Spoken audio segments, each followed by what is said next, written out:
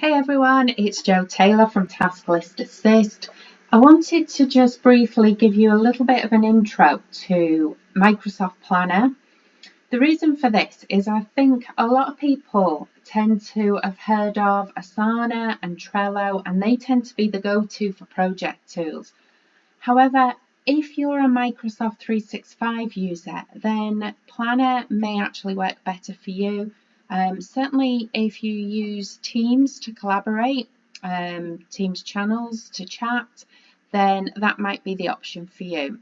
So when we're in our 365 Microsoft account, if you go to the apps here, the apps tab, and you can either find all apps and scroll to find Planner, or alternatively you can pop it in the bar at the top there in the search bar and you can find it that way. Okay, so when you're on your Planner, as we are here, you will see on this board all the plans that you've got ongoing. As you can see, I've just got the one there at the moment, just to show you as an example. If you wanted to create a new plan, well, you click on the plus new plan here.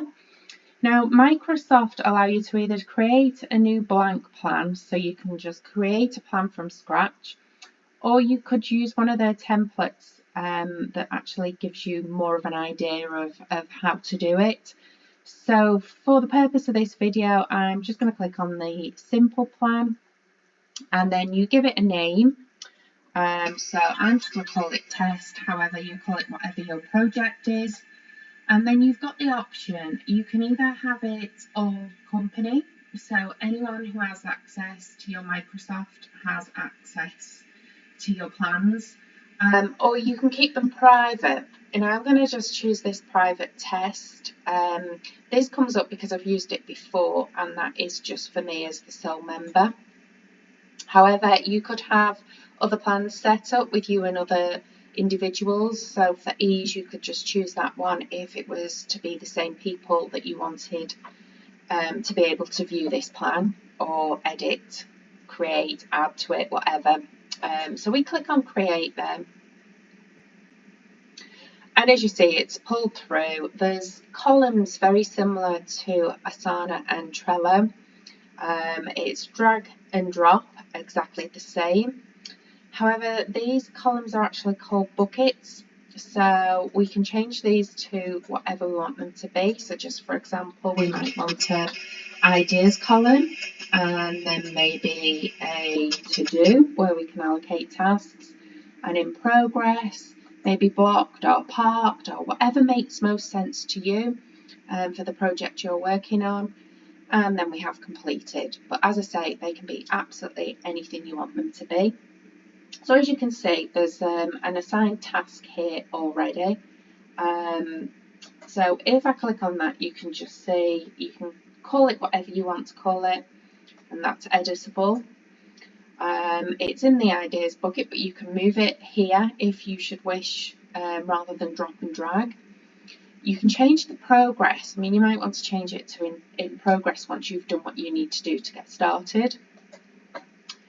And here, this is really useful because you can put any note that you require on here. So you might want to put, this is extremely urgent. And so long as this tick, the green tick is shown there, that will show on the card. Here you can add checklist. So you might want to schedule call to discuss, and you can add as many as you wish, and again they can show on the card, but you can't have them both show on the card, so you have to choose either notes or checklist. You can pull through attachments, or you could put in a comment here. You know, for example, you might want to tag somebody and put, please make sure you prioritize this task, and send them a message, so that will they will receive that and know they need to action it. So all of that is saved on that card. We can click out and click back in. Obviously it's not saved the comments because I didn't send, but it would save everything that you put in there. Now labels, you can, obviously they just put the colour at the moment, but you can change these to be anything you want them to be, which helps when you come to filter tasks. So you might want to have one that relates to a certain client and colour coordinate them, whatever works for you. It's just quite useful when you come to get a busy board and you want to filter anything out. So again, that might have been completed, so we can click there, completed task, and we can always still go and view it. We take off that that was completed as well, and we can drag and drop it into the completed. This is just a little bit of an example that shows you, how detailed the checklist could be. And again, customized buckets, you can put as many labels on as you wish, so should they overlap with other work. So just a couple of other things to show you. At the top here, we've got a grid view. So some people prefer to have it as a list, and that's fine, you can do that. Obviously that was the board. The chart is quite useful because it gives you that, it's almost like a report that tells you what's outstanding, what needs to be done on each individual plan. And the schedule is really useful because if you start to add dates into things, then you can see what you've got on day by day. And then we have extra, as I mentioned earlier, you have the option for members. So you can choose, you can just invite people, share the link with them, and obviously then they can view, edit, add to this plan, which is really useful if you've you want to use it as a collaboration tool also. And then just another thing that's quite useful, I don't want to sort of go through everything on this because it was just a little bit of an introduction to how it works.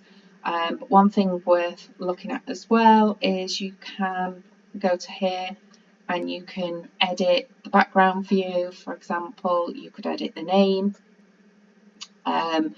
You might wish to change it to public going forward, and you can also change your notifications so that it's best to have notifications ticked so that if something's assigned to you, you get an email and you're aware of it. Obviously, if it's sat there urgent and you don't know about it, then it defeats the object.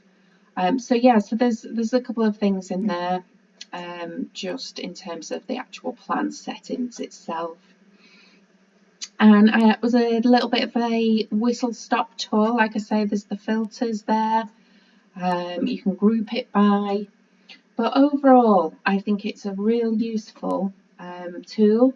And the fact that it can be pulled through and integrated with Teams could also be very useful as well if you're used to collaborating and working with others within your business.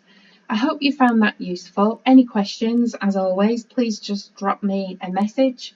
I'm more than happy to help where I can. Thank you.